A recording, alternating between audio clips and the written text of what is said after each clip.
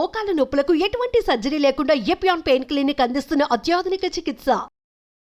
Hello viewers, welcome to Suman TV. So మోకాళ్ళ నొప్పుల గురించి సమస్య పక్కన పెడితే చాలా మందికి కూడా మేము అసలు వాకింగ్ చేయొచ్చా లేదా, అంటే ఏంటంటే ఎక్కువ శాతం అలసిపోతూ ఉన్నాము, పని అంటే వర్క్కి వెళ్ళొస్తాము, బట్ వాకింగ్ అనేది చేస్తూ ఉన్నట్లయితే మోకాళ్ళ నొప్పులు వస్తాయి అని కొంతమందికి డౌట్ ఉంటుంది.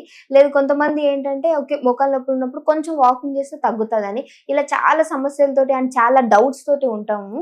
సో ఈ రోజు మనతో పాటు ఉన్నారు డాక్టర్ భాను పూర్ణిమ మేడం, ఫిజియోథెరపీ నుంచి. సో మేడంతో మాట్లాడదాం ఈ విషయం గురించి. నమస్తే మేడం. నమస్తే. సో మేడం, వాకింగ్ అనేది ఏంటంటే చాలా వరకు అందరూ అనుకుంటారు నాకు నొప్పి ఉంది కదా చేస్తే తగ్గుతుంది అని. ఇంకొంతమంది ఏంటి నొప్పి ఉన్నా కానీ వాకింగ్ చేయమంటారు, ఇది ఎక్కడ బాధరా బాబు అని అనుకుంటుంటారు. సో దీనికి అసలు మనం వాకింగ్ చేయకుండా ఎక్కడికి కదలకుండా ఇంట్లోనే ఉండి తగ్గించుకోవచ్చా అనే డౌట్స్ కూడా వస్తూ ఉంటాయి. సో ఈ రోజు దీని గురించి ఒక చిన్న ఎక్స్ప్లెనేషన్ మేడం. షూర్ అండి. సో మోకాలు నొప్పులతో బాధపడే వాళ్ళు సాధారణంగా రాగానే ఫస్ట్ క్వశ్చన్, మేము వాకింగ్ చేయొచ్చా లేదా. సో ఆల్రెడీ మాకు మోకాలు అరిగిపోయాయి, మేము నడుస్తూ ఉంటే ఇంకా ఎక్కువ అరిగిపోవా. సో ఇలాంటి సమస్యలతోటి చాలామంది వాకింగ్ చేయడం మానేస్తూ ఉంటారు. బట్ ఏంటంటే మోకాలు నొప్పులు ఉన్న వాళ్ళకి వాకింగ్ అనేది చాలా చాలా ఇంపార్టెంట్. సో ఎందుకంటే మోకాలు అరిగిపోయాయి అంటే దాని అర్థం ఏంటంటే మీ మజిల్ వీక్గా ఉంది అని. సో ఎప్పుడైతే మీ మజిల్ వీక్ అయ్యిందో రెండు బోన్స్ని దగ్గరగా, అంటే దాని డిస్టెన్స్లో పెట్టి ఉంచేది దానికి కవర్ చేసే మజిల్. సో ఎప్పుడైతే మీ మజిల్ వీక్ అవుతుందో అప్పుడే మీ బోన్స్ అనేవి దగ్గరకు వస్తాయి. సో దాన్నే మనం అరిగిపోవడం అంటాం. సో ఎప్పుడైతే బోన్స్ ఒకదాని మీద రెండు దగ్గరకు వచ్చి ఒకదానికొకటి రుద్దుకుంటాయో మనకి మోకాలు నొప్పులు, మోకాలు అరిగిపోవడము, గుజ్జు తగ్గిపోవడము, ఇవన్నీ టర్మినాలజీ మనం వాడతాం. సో దీనికి అంతటికీ ప్రధాన కారణము దాని చుట్టూరు ఉన్న మజిల్ వీక్గా ఉండటమే.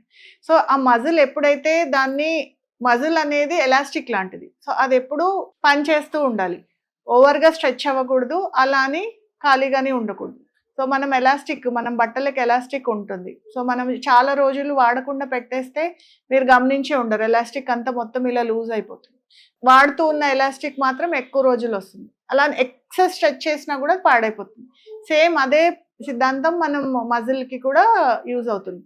సో మనం ఎప్పుడైతే మజిల్ని ఫుల్గా యూజ్ చేయమో సో మజిల్ స్లోగా వీక్ అవడం మొదలవుతుంది. సో దానివల్లే మనకి మోకాలు నొప్పుల సమస్య, కాళ్ళు అరిగిపోవడం అనే సమస్య అనేది ఎదురవుతుంది.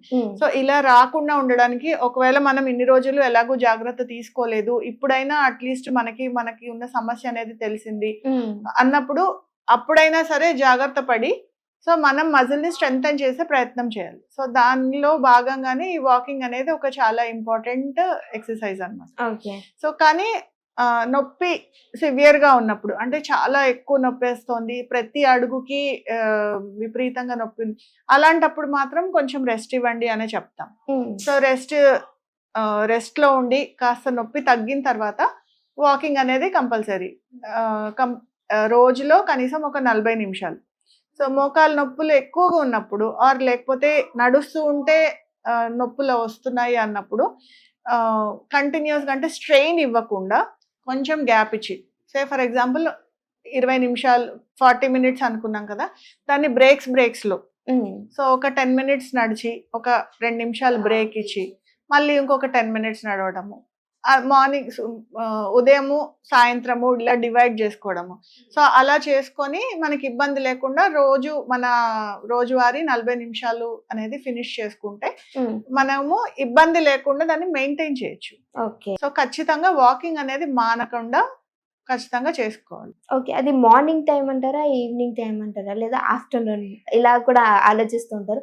వాకింగ్ అన్నారు కదా, ఇది ఏ టైంలో అన్నా చేయొచ్చా అనే క్వశ్చన్ వస్తుంది మేడం. సో దీనికి ఏమంటారు? సో వాకింగ్ అనేది ప్రిఫరబుల్లీ మార్నింగ్ టైం, అంటే ఉదయం ఎప్పుడైతే సన్లైట్ మనకి 6 గంటల నుంచి 7-7:30 వరకు మనకి డి విటమిన్, మన శరీరము సూర్యరశ్మి నుంచి డి విటమిన్ అనేది తయారు చేసుకుంటుంది.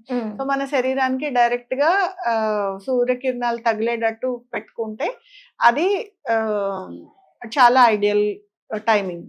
ఒకవేళ ఆ సమయంలో మీకు కుదరటం లేదు, అలాంటప్పుడు మీరు వేరే ఏ టైంలో అయినా చేసుకోవచ్చు. సో కానీ బాగా ఎక్కువ ఎండ ఉన్నప్పుడు సాధ్యమైనంత వరకు చేసుకోకపోవడమే బెటర్.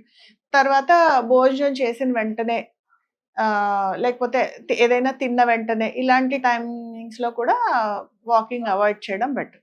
ఓకే, అంటే తిన్న వెంటనే తిన్న వెంటనే మీరు వాకింగ్ ఒకవేళ చేసుకోవాలి అన్నప్పుడు మీరు భోజనం ఒకవేళ చేస్తే ఏదైనా ఫుడ్ తీసుకుంటే అట్లీస్ట్ మినిమం ఒక 1/2 hour to 40 minutes గ్యాప్ ఇచ్చి తర్వాత నడవచ్చు. ఇమీడియట్ గా మాత్రం నడవకూడదు. ఓకే, అలా చేయటం వల్ల ఫ్యాట్ అనేది పెరుగుతుంది అంటారు కదా మేడం. తిన్న వెంటనే నడవకూడదండి. సో ఎప్పుడైనా కూడా మన బాడీ యాక్టివిటీ, మనం తిన్నాము అంటే తిన్న తర్వాత దాని ఎనర్జీస్ మొత్తము అది తిన్న ఆహారాన్ని డైజెస్ట్ చేయడానికి ఉపయోగిస్తుంది. సో అలాంటి సమయంలో మనం ఎక్సెస్ స్ట్రెయిన్ ఇచ్చామనుకోండి, సో మనకి జీర్ణకోశ సమస్యలు వచ్చే అవకాశం ఉంటుంది. సో అందుకే మనం పెద్దవాళ్ళు చెప్తూ ఉంటారు తిన్న వెంటనే స్నానం చేయకూడదు ఇలాంటివన్నీ. సో ఇలాంటివన్నీ సైంటిఫిక్ రీజన్ తో చెప్పినవే. సో మనం ఏదైతే యాక్టివిటీ ఎప్పుడైతే చేస్తామో బాడీని స్ట్రెయిన్ చేయడం, సో ఆ విధంగా. సో మనం తిన్నప్పుడు బాడీకి ఆ జీర్ణం అవ్వడానికి మనం సమయం ఇవ్వాలి. సో దాని తర్వాత అదే టైంలో మనం ఎక్సెస్ గా బయట నుంచి ఇస్తే ఎనర్జీస్ అనేవి డివైడ్ అవుతాయి.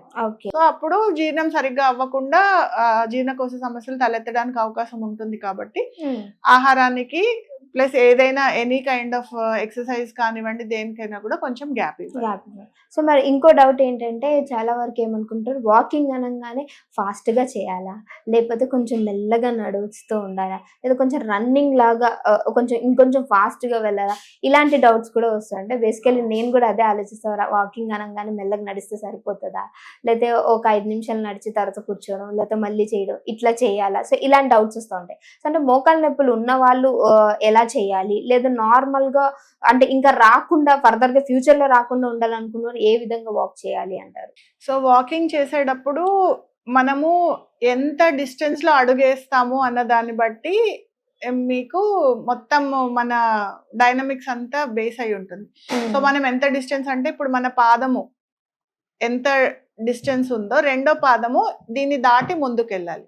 సో ఇదే డిస్టెన్స్ స్పేసింగ్ మెయింటైన్ చేస్తావు నడవడం అనేది చాలా బెస్ట్ ప్రాక్టీస్ అన్నమాట. కాకపోతే స్పీడ్ అనేది మన ఇష్టం. సో మనము స్లోగా ఇవాళ మొదలు పెట్టినప్పుడు అంత స్పీడ్ లో మనం నడవలేకపోవచ్చు. సో మన బాడీ అలసిపోకుండా ఎంత కంఫర్టబుల్ గా నడుస్తామనేది స్పీడ్ మనం కంట్రోల్ చేసుకోవచ్చు. సో స్పీడ్ విషయానికి వస్తే తర్వాత రన్నింగ్ చేసినప్పుడు కూడా సేమ్ అదే ఫాలో అవ్వాలి, డిస్టెన్స్ మెయింటైన్ చేసుకుంటూ. సో రన్నింగ్ అనేది చేయొచ్చు. బట్ జాగింగ్ మాత్రం సాధ్యమైనంత వరకు అవాయిడ్ చేయండి. అన్లెస్ అండ్ అంటిల్ మీరు చాలా రోజుల నుంచి మీరు అలవాటు ఉండి చిన్నప్పటి నుంచి మీరు ప్రాక్టీస్ చేస్తుంటే మాత్రమే జాగింగ్ చేయండి. ఎందుకంటే జాగింగ్ చేసినప్పుడు మన నీ జాయింట్లో ఉండే మెనిస్కస్ అంటాం, అవి షాక్ అబ్జార్బర్స్ లాగా పనిచేస్తాయి. సో మనము అంటే ఏజ్ పెరిగే కొద్దీ దాని కెపాసిటీ అనేది తగ్గుతూ వస్తుంది. సో సడన్ గా మనం జాగింగ్ అనేది మొదలు పెట్టామంటే సో ఆ షాక్ అబ్జార్బింగ్ కెపాసిటీ అనేది డిప్లీట్ అయ్యి ఇంటర్నల్ గా డ్యామేజ్ జరిగే అవకాశం ఉంటుంది. సో అందుకని జాగింగ్ అనేది అవాయిడ్ చేయండి. స్పీడ్ అనేది మనము మన ఎనర్జీ లెవెల్స్ ని బట్టి మనం ఎంత స్పీడ్ లో వాక్ చేస్తాం అనేది డిసైడ్ చేసుకోవచ్చు. బట్ డిస్టెన్స్ మాత్రము ఒక అడుగు డిస్టెన్స్ మాత్రమే మెయింటైన్ చేసుకుంటే మన బాడీ ఎనర్జీ డ్రైన్ అయిపోకుండా ఉంటుంది. ఓకే మేడం, సో చక్కటి ఇన్ఫర్మేషన్ మా వ్యూయర్స్ కి అందించినందుకు థ్యాంక్ యూ.